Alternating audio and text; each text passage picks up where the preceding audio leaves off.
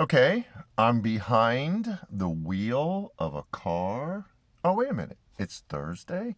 I know this is later. I'll explain a little bit later.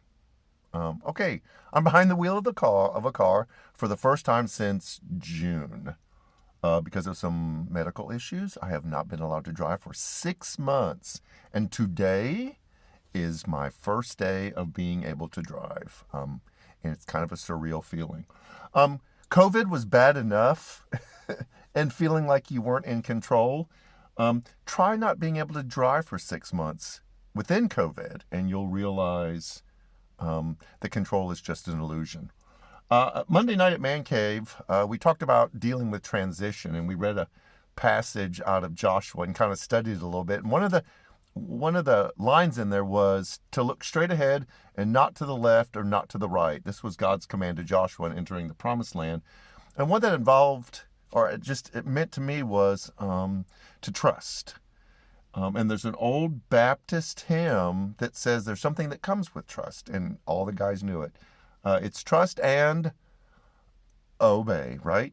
Most of you were probably already there. And so I've had to learn in this time of COVID and not being allowed to drive is that trust is not something that stands alone. You just can't say, I trust God, and then keep doing what you normally do.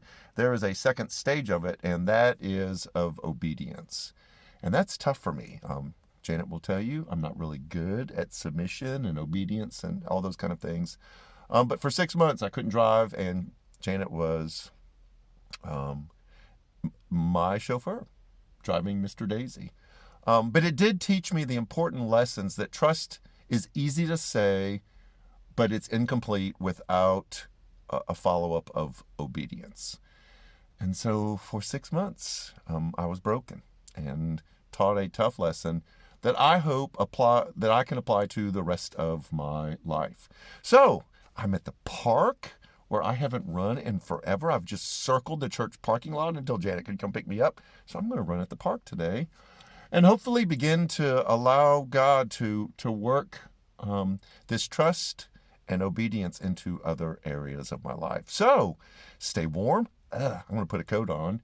Have a great day. Saturday, we're handing out food. If you're interested in helping, be at the church at 8 o'clock.